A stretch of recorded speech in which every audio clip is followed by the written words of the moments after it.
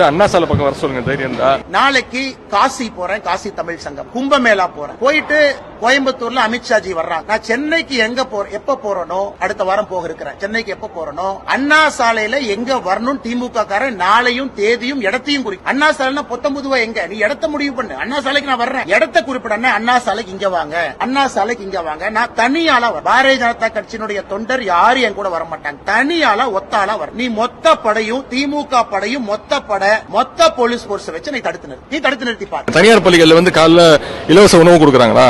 இல்ல தனியார் பள்ளியில வந்து யூனிஃபார்ம் ஃப்ரீயா கொடுக்கறாங்களா? இல்ல அது தயவு செய்து அதோட இதை கம்பேர் பண்ணாதீங்க. உதயநிதி ஸ்டாலின் சொல்றாரு, நாங்க தான் அரசு பள்ளியில ஓசியில சாப்பாடு போடுறோம்ல, நாங்க தான் அரசு பள்ளியில ஓசியில யூனிஃபார்ம் கொடுக்கறோம்ல, நாங்க தான் அரசு பள்ளியில ஓசியில ஷூ கொடுக்கறோம்ல. ஆனா அண்ணன் உதயநிதி ஸ்டாலின் அவர்களுக்கு ஒரே ஒரு கேள்வி கேட்கிறேன், அது உங்க அப்பா வீட்டு பணத்துல இருந்தா கொடுக்குறீங்க? மக்கள் கொடுக்கக்கூடிய வரி பணத்துல அரசு பள்ளியில் படிக்கக்கூடிய மாணவ செல்வங்களுக்கு எங்க கிட்ட இருந்து வாங்கக்கூடிய வரியில அந்த வரி பணத்துல நீங்க சீருடையும் மத்தியான உணவும் கொடுக்கறீங்க. உங்க குடும்பத்துல இருந்து கொடுக்கறீங்களா இல்ல உங்க அப்பா தாத்தா பணத்தை கொடுக்கறீங்களா? அப்படி இருக்கும் பொழுது பொறுப்பற்ற முறையில ஏதோ ஓசியில கொடுக்கிற இலவசத்துல கொடுக்கறன்னு கருத்து சொல்றாங்க. அதனுடைய தரம்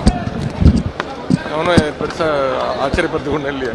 அண்ணாமலை தரமா பேசணும், தரம் இல்லாதவர். இன்னைக்கு யாரு தரமானவர் நம்ம பேசுவோங்க ஐயா. உதயநிதி ஸ்டாலின் பேசுற சில வார்த்தைகளை உங்க முன்னாடி நான் பேசுறேன். இந்த மாவட்டத்தை சார்ந்த முன்னாள் முதலமைச்சர் அண்ணன் எடப்பாடி பழனிசாமி அவங்களை பத்தி என்ன சொன்னாங்கன்னா, விட்டால் எடப்பாடி பழனிசாமி அவர்கள் சசிகலா அம்மையார் காலுக்குள் ஊர்ந்து சென்றிருப்பார். இவர் எடப்பாடி அண்ணன் பத்தி கொடுக்கிற சர்டிபிகேட். எடப்பாடி பழனிசாமி மோடியை பார்த்தால் படுத்து விடுவார், அமித்ஷாவை பார்த்தால் படித்திடுவார், சசிகலா அம்மாவை பார்த்தால் முட்டி போடுவார். இது உதயநிதி ஸ்டாலின் அவர்கள் உதிர்த்த ஒரு பொன்மொழியில, பல பொன்மொழியில இது ஒன்று. 2016 உதயநிதி ஸ்டாலின் அவர்கள் போட்ட ஒரு ட்வீட்டை காட்டுறேன். இதுல பாருங்க, மதிப்புக்கு மீறிய புரட்சி தலைவி அம்மையார் ஜெயலலிதா அவர்கள் இருக்கிறாங்க, அது பக்கத்துல ஒரு சினிமா நடிகை இருக்கிறாங்க. அதை தன்னுடைய முகநூல் பதிவுல 2016 போட்டு மக்கள் நேசிக்கக்கூடிய புரட்சி தலைவியை கொச்சைப்படுத்தினார். அன்புமணி ராமதாஸ் ஐயா ஓபிஎஸ் அவர்களுடைய டயர் நக்கின்னு சொன்னார். இதெல்லாம் அவர் சொன்ன பொன்மொழிகள்ல சில. இனிமேல் பாரத பிரதமர் நரேந்திர மோடி அவர்களை 29 பைசா மோடின்னு சொல்லுவேன். 2021 தேர்தல் பிரச்சாரத்துல அருண்ஜேட்லியும் சுஷ்மா ஸ்வராஜையும் கொன்றவர் மோடி, கவர்னரை மக்கள் செருப்பால் அடிப்பார். அதனால் உதயநிதி ஸ்டாலின் அவர்களுக்கும் தரத்துக்கும் நார்த் போலுக்கும் சவுத் போலுக்கு இருக்கிற தூரம் தான். தரம் இல்லாத ஒரு அரசியல்வாதி தமிழ்நாட்டில் இருக்காருன்னா அது உதயநிதி ஸ்டாலின். தாத்தா பேரை அப்பா பேரை வச்சு ஓட்டிட்டு இருக்காங்க. அதனால்தான் உதயநிதி ஸ்டாலினுக்கு நேரடியா சவால் வரும். நான் ஏற்கனவே நேத்தே சொன்ன கரூர்ல, தரம் இல்லாம பேசுனீங்கன்னா